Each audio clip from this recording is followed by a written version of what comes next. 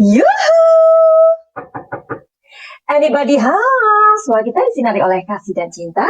Dan buat kalian yang baru saja kesasar atau terdampar di channelku ini, aku si pembisik Katu, aku tinggal di Belanda dan di Thailand. Nyubangi lagi yuk.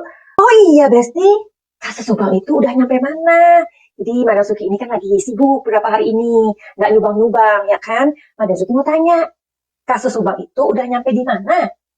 Tapi yang jelas, kasus Subang sudah berjalan 10 bulan. Oke, Madam Suki, hari ini mau nyumbang lagi bersama kalian. Kita bahas tipis-tipis aja yuk, ya, supaya untuk update aja, begitu loh. Bukan cari cuan kok, enggak. Jadi kan, Madam Suki udah dari awal nih, ngikutin kasus ini. Gemes sih. Nah, kenapa sih Madam Suki ini waktu itu kok tiba-tiba nyumbang atau istilahnya ngebahas kasus Subang gitu. Jadi ceritanya waktu itu kami pulang dari Belanda menuju ke Thailand.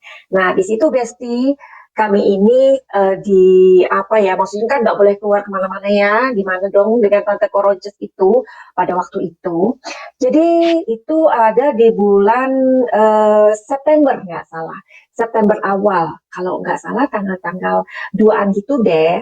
Nah, jadi ngapain gitu loh, 14 hari bengong di kamar, nggak ngapa-ngapain, untung kan, kamarnya tuh gede banget. Nah, jadi kamarnya tuh saking gedenya, jadi kalau di sini Madasuki, di sana Menir Diego gitu loh. Bayangkan kalau kamarnya kecil, kita udah berantem ya kan, karena 14 hari nggak kemana-mana, itu bikin bikin ini juga ya, bikin senewan gitu loh.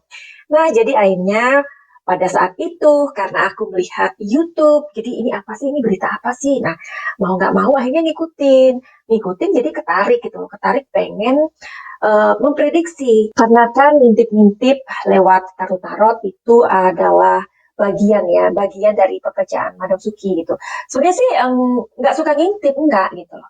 Tapi karena Madam Suki ini adalah seorang healer itu adalah penyembuh ya. Penyembuh di sini aku lebih menitik beratkan kepada emosi gitu, Besti. Kenapa sih emosi orang itu harus diobatin, Madam Suki? Nih, sebelum kita nyumbang, kamu harus tahu dulu. Nah, jadi sebelum kita ngobrol tentang emosi, tentang nyumbang ini yang mana dulu gitu. Oke dah, kalian Madam Suki ajak ke sebuah tempat karena hari ini Madam Suki lagi mencari sesuatu gitu, Besti. Cari apa? Lihat aja, Madam Suki lagi nyari apa, oke?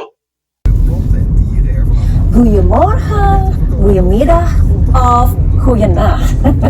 Hari ini Madam Suki dan Menir Diego mau jalan. Nah, ini adalah landscape dari situasi dan kondisi di Holland. Jadi di Holland itu Besti banyak sekali pohon-pohon kayak gini. Hampir setiap kota di Belanda itu memiliki taman-taman yang indah. Dan hampir setiap desa di Belanda itu memiliki hutan. Kalau nggak hutan ya kayak sungai-sungai gitu loh ya. Oh ya, kalau rumah-rumah di Belanda itu dekat sungai, itu berarti rumah orang-orang kaya ya. Eigen hits mogen verzinnen. Ben je trots op, jongen? Maar dat komt allemaal later. Zorgen voor straks. Eerste zorg is gewoon dat we weer een mooie playlist krijgen. En daar hebben we jullie dringend bij nodig.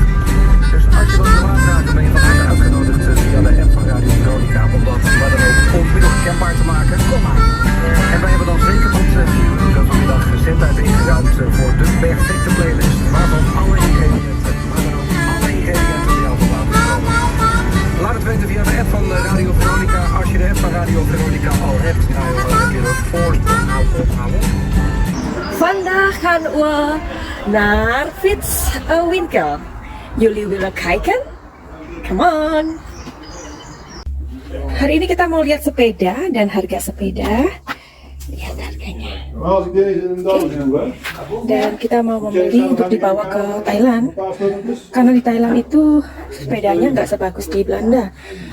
We know ya, like Netherlands is beautiful to make something like this ya, kayak Jerman juga. Jadi ya inilah sepeda-sepeda yang harganya ada yang 1.000 ya. Very nice. Nah, ini harganya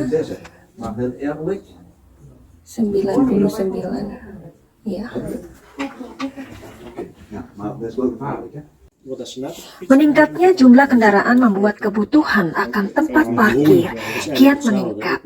Hal ini berbanding terbalik dengan ketersediaan lahan untuk tempat parkir terutama di kota-kota besar dunia. Alhasil, biaya parkir yang harus dikeluarkan masyarakat pun terus bertambah. Beberapa kota di dunia ada yang mengharuskan penduduknya untuk membayar parkir dengan biaya mahal. Nah, jadi apakah kalian pengen tahu? Inilah 10 kota dengan biaya parkir termahal, yaitu Munich. Ya, kita tahu dia adalah negara di Jerman. Paris, yang ketiga adalah Tel Aviv, yang keempat adalah Amsterdam, yang kelima adalah Milan, Athena, terus ada di Oslo, ada di Stockholm, yaitu di Swedia, yaitu negara London dan New York. Jadi apakah kamu kepengen tahu berapa biaya 1 jam parkir di Amsterdam? Bisa jadi itu 10 euro atau lebih. Kalau 10 euro 1 jam itu bisa 170.000, bayangkan. Nah, kalian udah aku ajak untuk ke toko sepeda di mana harganya paling murah 9 juta sampai 50 juta. Oke, itu harga sepeda baru di Belanda. Jadi kalau orang Belanda pakai sepeda itu harganya mahal. Nah, kalian udah tahu kan, udah diajak jalan-jalan untuk melihat situasi dan kondisi Holland. Menurut kalian Holland bagaimana? Jadi kalian sekarang tahu kenapa kita di Belanda suka banget memakai sepeda ontel, ya? Itu alasannya. Oke, jadi sebelum masuk ke pembahasan tentang Subang, Madam Suki tadi kan ngomong ya, kalau Madam Suki ini sebenarnya lebih fokus ngobatin emosi orang. Ya, jadi kenapa? Emosi itu kenapa harus diobatin? Ternyata, Besti, emosi itu adalah seperti sebuah amunisi atau peluru atau ibaratnya bom lah, bom atom gitu loh ya, yang ada di dalam diri kita ini. Bayangkan orang yang everyday dia itu dendam, ya, sampai kepada dendamnya itu sudah bertahun-tahun, akhirnya dendamnya itu akan mengerak, tahu ya, mengerak ya, menghitam. Pada saat tubuhnya ini tidak bisa mengendalikan lagi, emosinya pecah, ketemu dengan orang itu di jalan atau di mana saja, digebukin, kalau enggak sesuatu yang akan tragis terjadi, mungkin dibunuh atau dianiaya, apapun itu. Itulah kekuatan emosi. Bayangkan dari kita kecil, let's say umur 3 tahun atau 5 tahun ya, kita baru ngerti tentang sakit ya, kecewa, itu kan umur-umur 5 tahun ya. Sampai kita umur 50 tahun, 60 tahun, emosi-emosi kita yang ada di dalam diri kita itu mengendap, itu kemana? Jadi emosi-emosi itu ternyata bisa untuk membuat sebuah gangguan dalam diri kita. Akhirnya orang tersebut bisa apa? Bisa stroke, bisa jantung koroner atau kanker, ya. Kita pikir penyakit-penyakit itu dari mana? Kalau datangnya enggak, kalau awalnya enggak dari emosi. Begitu juga.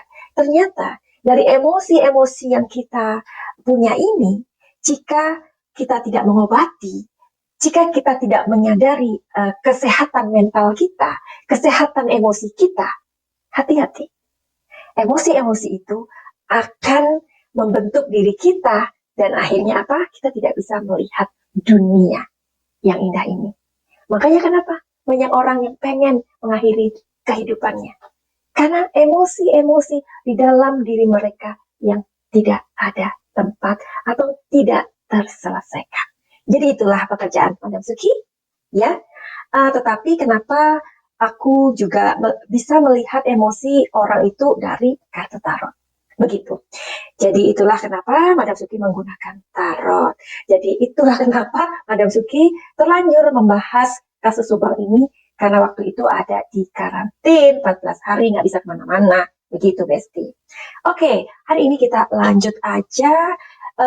Kita mau ngobrolin AA Yoris. Nah, kita ngomongin aja tentang pencabutan PH, ya, dari Mas Yoris. Jadi AA Yoris itu sekarang udah sama Babe udah nggak sama-sama satu PH lagi. Jadi, isu awal ini kan dari channelnya Koin 1077, yakni tanggal 26 Mei 2022. Di dalam stories itu, Koin 1077 menulis bahwa Yoris dan Yanti itu mengundurkan diri begitu dari PH-nya Mas Rohman. Nah, setelah sebelumnya pindah dari PH-nya Mas Taufan, kita juga tahu ya. Apakah karena munculnya Mr. X? Iya loh, ada yang tanya, kayaknya itu namanya Ani deh. Ani, temannya Roma. Jadi Ani ini tanya sama Madam Suki tolong dong lihat siapa itu Mr. X. Jadi Mr. X itu siapa ya yang dimaksud sama koin 1077? Nah, jadi ini apakah ada kemunculan dari Mr. X atau ada alasan lain? Menurut kalian bagaimana? Tentu saja ketika AA Yoris ini mencabut PH dari Mas Rohman, tentu membuat sontak deterjen. Netizen. Kita ini menjadi yang loh, what gitu kan? Jadi perbincangan baru, ya begitulah ya. Jadi hal-hal atau perubahan-perubahan yang terjadi di kasus Subang ini mau tidak mau kita mesti harus ngikutin atau kita mesti tahu gitu. Jadi ini sih dianggap sama deterjen. Netizen itu dianggap manuver oleh netizen. Kita juga udah lihat ya di channelnya Kang Heri. Halo Kang Heri, damang ya, sehat-sehat selalu di sana. Jadi di channelnya Kang Heri juga ternyata AA Yoris ini sama Bang Heri atau Kang Heri ini udah ngobrol lagi gitu loh. Padahal kan kita tahu ya gimana pada saat AA Yoris ini sama Kang Heri ini udah si Yoris ini keluar dari PH-nya Mas Taufan gitu loh. Pastilah Kang Heri ini kan seperti kayak ya you know lah ya, pasti juga bertanya ada apa kok ngerasa aneh and bla bla bla.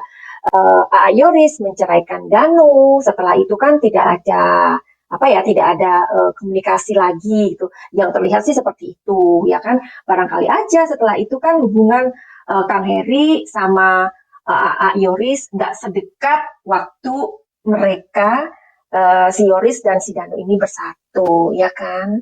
Nah, terus menurut Kang Heri ya, berhubung beliau juga menjawab pertanyaan soal kabar di luar soal pencabutan kuasa hukum dari Mas Rohman itu. Nah, menurut AA Yoris ini, ia sudah cabut dari kuasa hukumnya Mas Rohman itu memang pertanggal 26 Mei 2022. Oke. Ketika ditanya alasannya menurut Yoris dan istrinya, jadi mereka ini ingin mengawal kasus Subang ini gitu. Pada awalnya kan mereka ini memang tidak memakai kuasa hukum, ya kan? Nah, terus itu pun tanpa pendampingan. Sekarang juga tanpa pendampingan. Jadi dia dan istri akan tetap mengawal kasus ini. Oke. Lah, apakah keputusan yang diambil dari AA Yoris ini dengan tidak memakai kuasa hukum, ya? Apakah keputusan itu keputusan yang prematur, maksudnya bisa berubah, atau memang akan tetap seperti ini? Itu yang mau kita intip di kartu tarot. Kenapa tarot? Karena tarot adalah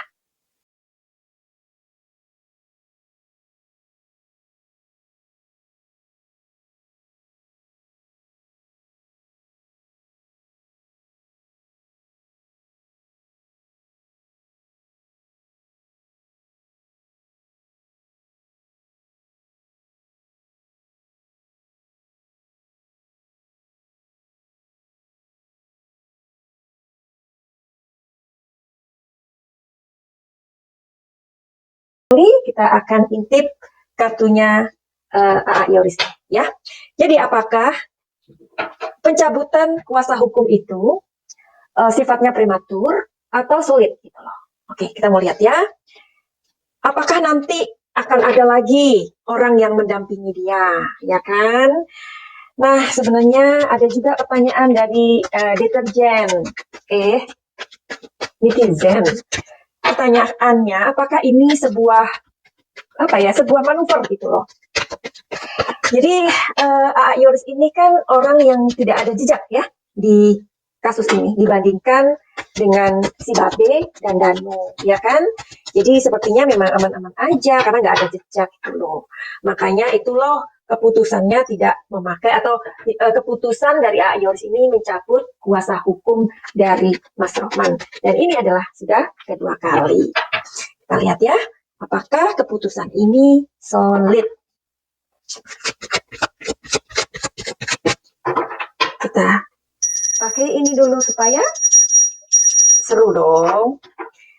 Putusan Yoris, apakah solid tidak memakai pengacara? Ya, keputusannya sudah sangat final. Oke, berarti bukan prematur dong, ya. Jadi pemikirannya nggak prematur gitu. Jadi udah benar-benar tidak mau memakai jasa pengacara. Terus, apakah ini sebuah manuver? Itu pertanyaan dari netizen. Nah, Yoris, ya. Sekarang Madasuki akan melihat pikiran alam bawah sadar Yoris.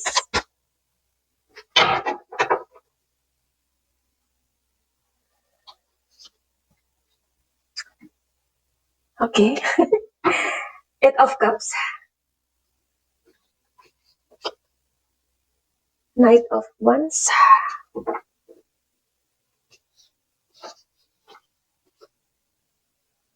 The Emperor. Oke, kita waktunya membaca kartu ini, telling story-nya ya.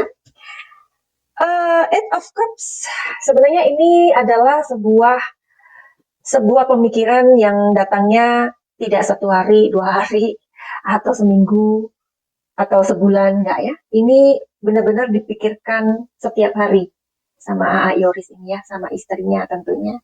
Jadi apakah mereka tidak memakai jasa pengacara atau bagaimana? Dan akhirnya mereka kemudian memutuskan untuk tidak memakai pengacara begitu. Kalau ditanya apakah ini adalah bagian dari manuver, sebenarnya manuver itu apa? Ya, manuver itu kalau bisa aku jelaskan di sini, mungkin bukan manuver ya, tetapi sebuah strategi sih sebenarnya. Strategi untuk lebih ke mengikuti perkembangan kasus Subang ini hari demi hari, bulan demi bulan begitu. Ya. Karena Madam Suki kan sudah membuat videonya tentang hal itu. Kalian bisa melihatnya. Oke, jadi itu aja kali ya pembahasannya. Memang pembahasan dari kartu tarot ini sedikit, lebih banyak kita ngobrol. Karena untuk kasus Subang ini kalian juga sudah tahu bahwa sudah terlalu banyak yang membahasnya, ya kan? Dan tujuan dari video ini hanyalah untuk meng-up atau mengawal kasus ini supaya terus dibicarakan orang. Itu aja, ya. Kenapa dengan kartu tarot? Ya karena ini adalah ciri aku untuk menganalisa atau membahas sesuatu sebenarnya. Menganalisa dengan kartu tarot atau tidak, itu tetap aja setiap orang pasti, setiap konten pasti mempunyai cara yang berbeda. Tapi intinya menganalisa. Menurut aku seperti itu. Oke, buat kalian yang mempunyai masalah apapun itu, silakan datang ke Madam Suki untuk dilihat. Mungkin dari masalah-masalah yang terjadi, justru kamu nggak ngerti itu kenapa kok bisa terjadi. Banyak yang seperti itu ya. Atau kalian yang mempunyai masalah dengan emosi kalian, atau kalian mempunyai trauma, atau kalian mempunyai luka-luka batin, atau kalian yang mempunyai maksudnya gangguan-gangguan yang kalian nggak ngerti, silakan datang ke Madam Suki untuk di-healing. Healing itu bukan jalan-jalan, tapi healing itu adalah pengobatan. Ada baiknya kita mengetahui tentang kesehatan emosi kita. Karena dari kesehatan emosi kita, kita akan lebih ngerti tentang tujuan hidup ini. Finally, begitu aja. Send Love and light. Salam Jaya.